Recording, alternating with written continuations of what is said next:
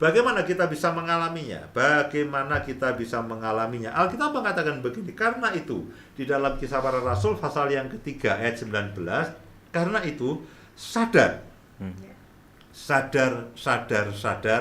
dan bertobatlah, supaya dosamu dihapuskan. Kenapa? Supaya dosa kita dihapuskan, karena dosa itu adalah sumber penyakit. Dosa itu adalah sumber masalah. Dosa itu mengakibatkan akan maut dalam kehidupan kita. Dosa itulah yang membuat segala macam persoalan terjadi. Ketika saudara percaya kepada Yesus sebagai Tuhan dan Juru Selamat, saudara sadar, Tuhan, aku perlu Engkau. Aku perlu pengampunanmu. Tuhan, aku perlu akan jamahanmu. Aku sadar aku orang berdosa. Lalu saudara datang kepada Yesus, sang penebus dosa itu. Ketika dia mati di kayu salib, itu bukan untuk atraksi, itu bukan untuk apa-apa, itu adalah untuk menggantikan saya dan saudara, untuk disalibkan sebagai pengganti dari dosa kita semuanya. Dan ketika saudara percaya kepada Yesus, saudara boleh percaya bahwa dosamu diampuni. Karena itu sadar dan bertobatlah supaya dosamu diampuni. Nah, istilah bertobat itu punya dua pengertian, baik dalam bahasa Yunani maupun dalam bahasa Ibrani. Istilah bertobat itu adalah, yang pertama adalah perubahan pikiran. Perubahan pikiran. Dari apa, Pak? Dari apa ke apa? Dari perubahan pikiran, dari pikiran yang dikuasai si jahat, dari dikuasai dosa menjadi pikiran Kristus. Ya, karena kalau saudara pikirannya adalah pikiran si jahat, hari ini ditolong, besok balik lagi.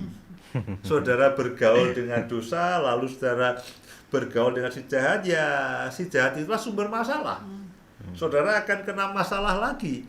Tapi sebaliknya, kalau pikiran saudara adalah pikiran Kristus, saudara akan terus mengalami pembaharuan demi pembaharuan. Saudara akan mengalami kelegaan yang daripada Tuhan terus menerus. Caranya bagaimana? Saudara bertanya, Pak, caranya bagaimana perubahan pikiran itu?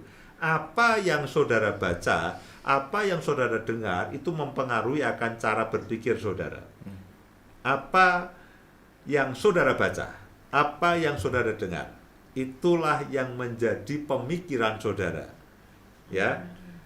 Karena itu, bacalah Alkitab setiap hari. Tidak ada cara lain. Di sini berisi pikiran Tuhan. Di sini berisi pikiran Kristus. Di sini berisi janji-janji Tuhan. Di sini berisi perjanjian-perjanjian Tuhan yang diberikan kepada umat yang dikasihinya.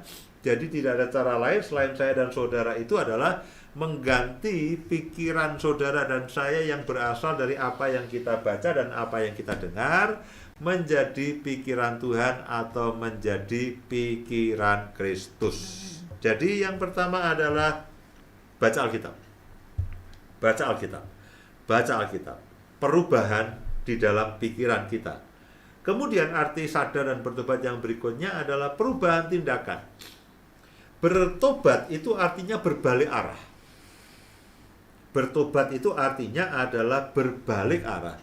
Kalau dulu saudara itu hidup sesuai dengan kemauan saudara sendiri, saudara hidup sesuai dengan apa yang saudara mau, sekarang saudara berbalik arah bersama-sama, artinya perubahan tindakan. Ya, arti kata yang kedua dia sadar itu adalah perubahan tindakan. Tindakan saudara kalau dulu itu dikuasai oleh dosa, sekarang dikuasai oleh kebenaran, dikuasai oleh apa yang saudara dan saya baca. Saudara mulai hidup di dalam Kristus, saudara mulai banyak membaca Alkitab, saudara mulai belajar taat. Belajar taat kepada Tuhan. Baca Alkitab, banyak berdoa, dengarkan Roh Kudus berbicara, lalu saudara belajar hidup dalam ketaatan. Jadi perubahan pikiran dan perubahan tindakan. Kemudian yang kedua adalah berbalik kepada Allah atau hidup bersama dengan Allah. Sang Gembala Agung kita itu. Injil Yohanes pasal yang ke-10 ayat yang ke-14. Akulah gembala yang baik, dan aku mengenal domba-dombaku, dan domba-dombaku mengenal aku. Akulah gembala yang baik, dan aku mengenal akan domba-dombaku, dan domba-dombaku mengenal aku. Jadi saudara ingin mengalami kelegaan terus-menerus, itu seperti domba dan gembala. Kalau domba ini selalu ingin mengalami yang namanya padang rumput yang hijau dan air yang tenang, hanya satu sebetulnya. Dia harus mengikuti gembala itu ada di mana. Jadi yang kedua adalah saudara harus menyesuaikan hidup saudara dengan Kristus. Karena Kristuslah sumber berkat. Karena Kristuslah sumber kesegaran itu. Karena Kristuslah sumber kelegaan itu. Saudara tidak bisa semaunya sendiri. Ya, bukan gembala yang meninggalkan domba. Yang terjadi adalah domba seringkali meninggalkan gembala. Gembala tidak pernah meninggalkan domba. Saya dan saudara yang seringkali meninggalkan akan gembala agung kita, yaitu Kristus. Dengan cara apa? Dengan kita cara hidup jauh dari Dia. Dengan cara kita tidak lagi membaca Alkitab, dengan kita tidak lagi berdoa, dengan kita tidak lagi menyembah. Nah, itu semuanya membuat kita hidup daripada gembala itu. Padahal gembala itu punya janji, seperti yang dikatakan di dalam Injil Yohanes pasal yang ke-10 ayat yang ke-10. Dikatakan begini, pencuri datang hanya untuk mencuri dan membunuh dan membinasakan. Aku datang ya sebagai gembala supaya mereka mempunyai hidup dan mempunyainya dalam segala kelimpahan. Hidup di dalam segala kelegaan. Hidup di dalam segala kesegaran. Itulah yang Tuhan janjikan kepada saya dan saudara sebagai gembala agung. Dia sebagai gembala agung menjanjikan itu, saudaraku. Jadi jangan lepaskan diri saudara dari gembala agung kita. Saudara dan saya harus terus memastikan ada. Saudara bertanya, Pak, prakteknya bagaimana? Berdoalah setiap hari. Supaya kesadaran itu. Jangan sampai ada satu hari pun yang saudara lalu lepas. Lari dari gembala itu, jangan sampai. Bangun pagi, ambil waktu berdoa, ya selama yang saudara bisa. Kemudian baca firman. Kemudian mungkin malam saudara bisa membaca firman lagi. Sebelum saudara tidur berdoa lagi. Pastikan saudara terus nempel dengan gembala agung kita, yang dia memberikan hidup dalam segala kelimpahan, hidup dalam segala kelegaannya. Jadi yang pertama, bertobat itu artinya adalah bahwa saudara dan saya mengalami perubahan pikiran, lalu perubahan tindakan, lalu hidup bersama-sama terus menempel kepada seperti domba yang mengikuti akan gembalanya, seperti ranting anggur yang terus menempel kepada pokok anggurnya yang akan terus berbuah pada waktunya. Nah, yang ketiga adalah dikatakan hidup dalam rencana Allah. Hidup dalam rencana Allah. Saudaraku, Tuhan itu punya rencana keselamatan, dan Tuhan itu juga punya pekerjaannya. Dia punya rencana keselamatan untuk saudara dan saya. Dia juga punya rencana keselamatan untuk bangsa-bangsa. Saya mendorong saudara, selain saudara menikmati apa yang daripada Tuhan, saudara diselamatkan, saudara juga perlu terlibat dalam pekerjaan Tuhan. Entah dengan cara apapun.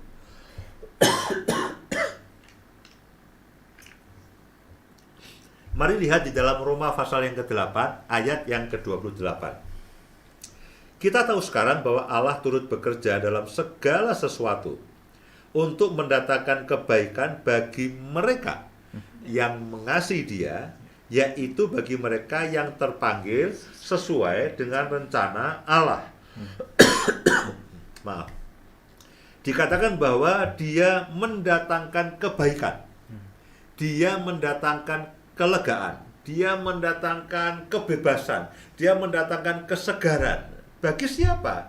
Bagi yang mengasihi dia dan terpanggil sesuai dengan rencana Allah.